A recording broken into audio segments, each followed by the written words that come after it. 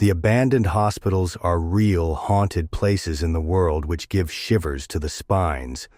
There are many haunted abandoned hospitals in the different parts of the world, such as Royal Hope Hospital, Florida, Severals Hospital, England, and Old Changi Hospital, Singapore. This story is explaining the horror story of Hollow Creek Hospital.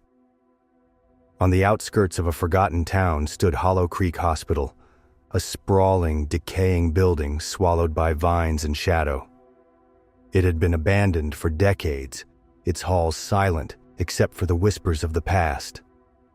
Locals spoke in hushed tones of the hospital's dark history, a place where patients vanished without a trace and strange experiments were rumored to have taken place. One chilly autumn evening, a group of 4 friends, Emma, Jake, Lily, and Mark, decided to explore the hospital, driven by curiosity and the thrill of the unknown. Armed with flashlights and cameras, they pushed open the rusted front doors, which groaned like a dying beast. Inside, the air was thick with dust and the metallic scent of old medicine.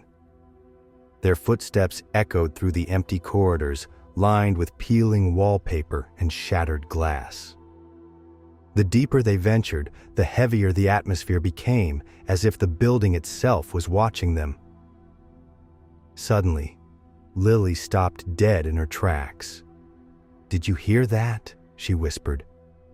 From the darkness came a faint rhythmic tapping, like fingers drumming on a table. The group froze, eyes darting around, but saw nothing. They pressed on, reaching what once was the surgical wing. The walls here were stained with dark, rusty streaks, and the operating tables were overturned. Jake shone his flashlight on a cracked mirror, and for a split second, a pale face flashed behind them. They spun around, but the hallway was empty. Panic began to set in. Emma suggested they leave, but Mark was determined to find the source of the noises. They followed the tapping down a narrow staircase leading to the basement. The basement was a labyrinth of damp rooms and broken equipment. As they moved deeper, the temperature dropped sharply. Their breath became visible, and the flashlight beams flickered. In the farthest room, they found an old medical journal lying open on a table. The pages described horrific experiments on patients, attempts to merge human consciousness with machines. The last entry ended abruptly. The subjects have become something else. Suddenly, the door slammed shut behind them. The tapping grew louder, now accompanied by low, guttural whispers. Shadows twisted and writhed on the walls, forming grotesque shapes. Emma screamed as cold hands seemed to reach out from the darkness, grabbing at their clothes and skin. One by one, the friends were pulled into the shadows, their cries swallowed by the oppressive silence. The next morning, the townspeople found the hospital doors wide open, the building eerily quiet once more. Inside, only the old journal remained on the table, its pages now smeared with fresh, dark stains. Hollow Creek Hospital waited patiently, its hunger never sated, ready for the next souls brave or foolish enough to enter. 12-year-old Sam and his best friend Mia stood at the edge of the overgrown parking lot, staring up at the looming silhouette of Mercy General Hospital. The building was a local legend. Everyone in town said it was haunted, but no one had ever dared to go inside. Until now. It started as a dare. Sam, always eager to prove himself, had boasted he wasn't scared of anything. Mia, braver than she looked, grinned and said, "Let's see you prove it." Armed with only a flashlight and Mia's old Polaroid camera, they crept through a gap in the rusted fence and slipped inside. The hospital's lobby was a tomb of silence. Their footsteps echoed on cracked tiles. Wheelchairs sat abandoned in corners, and faded posters peeled from the walls. The air was thick with dust and something else, something colder. "Let's take a picture," Mia whispered, snapping a photo of Sam in front of the reception desk.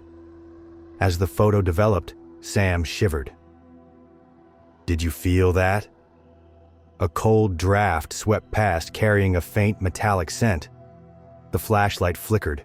In the developing photo, a blurry shape hovered behind Sam, a shadowy figure with hollow eyes. "That's weird," Mia said, her voice shaking. But Sam, determined not to show fear, pressed on. They found the children's ward at the end of a long hallway. Toys lay scattered on the floor and tiny beds were still made, as if waiting for their owners to return. Suddenly, the sound of soft giggling echoed through the darkness. "Did you hear that?" Mia hissed. Before Sam could answer, a ball rolled out from one of the rooms and stopped at their feet.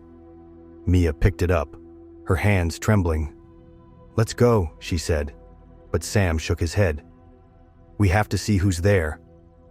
They followed the sound into a room painted with faded murals of animals and clouds. In the far corner, a child-sized shadow crouched, rocking back and forth. As they stepped closer, the shadow lifted its head, revealing empty black eyes. "Play with me," it whispered. The door slammed shut behind them. The temperature dropped, their breath turning to mist. The shadowy child began to multiply, more figures emerging from the walls, their voices overlapping in a chilling chorus. "Stay with us. Forever." Sam and Mia screamed, banging on the door. Suddenly, Mia remembered the camera. She snapped a photo, the flash blinding in the darkness. The shadows recoiled, shrieking as the light hit them. The door burst open and the kids tumbled into the hallway, gasping for air. They ran, chased by the echoing laughter and the pounding of invisible feet.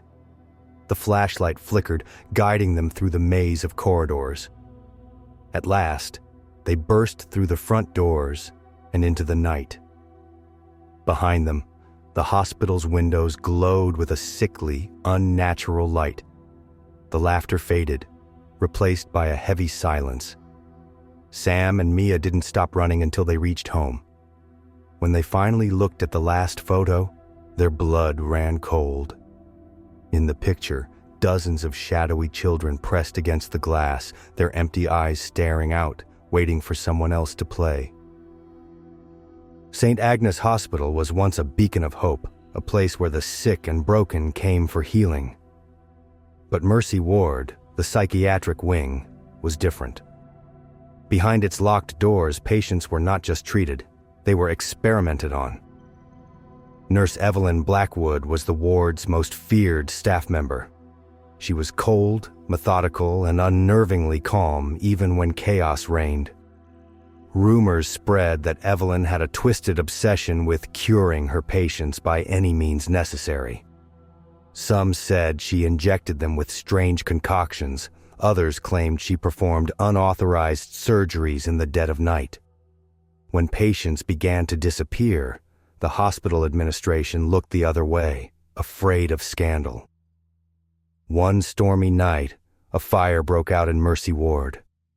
The hospital was evacuated, but Evelyn was never found. Some say she perished in the flames. Others believe she vanished into the shadows, her soul forever bound to the ward she once ruled. Decades later, a group of 5 friends, Mark, Sarah, Jason, Emily, and Lisa, decided to prove the legend wrong.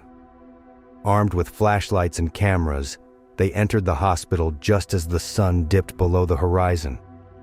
The air was thick with dust and decay, and the silence was broken only by the scurrying of rats. As they crossed into Mercy Ward, the temperature dropped sharply. Their breath fogged in the air, and a faint smell of antiseptic mixed with something far fouler lingered. The peeling paint on the walls seemed to writhe in the flickering light. They reached the nurses' station, where rusted medical charts lay scattered. Suddenly, a rhythmic tapping began, soft at first, then growing louder. It was as if someone was drumming their fingers on the desk. Sarah, the bravest, called out, "Is someone there?" The tapping stopped. a chilling silence fell. Then, from the shadows, a figure emerged. Evelyn Blackwood, her uniform stained with old blood, her eyes glowing an unnatural shade of icy blue. Her smile was twisted, lips cracked and dry. "You shouldn't have come here," she whispered, voice like 1,000 whispers layered together. "The patients still need care." Panic set in as the friends tried to flee, but the hospital seemed to change around them. Corridors stretched endlessly, doors slammed shut, and the lights flickered wildly. Invisible hands grabbed at their ankles, cold fingers digging into flesh. Emily screamed as she was dragged into a dark room. The others heard her cries fade into a gurgling silence. Jason tried to help, but was thrown back by an unseen force.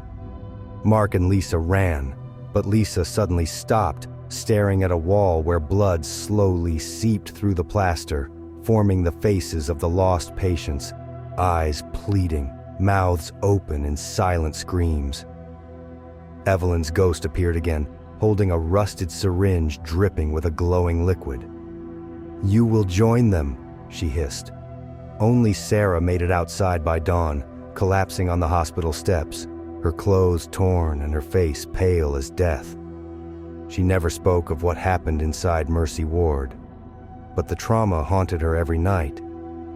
Locals say that if you pass by the ruins after dark, you can hear the tapping, the whispers, and see Evelyn's ghostly figure wandering the halls, eternally trapped in her twisted mission to heal the patients by any means necessary.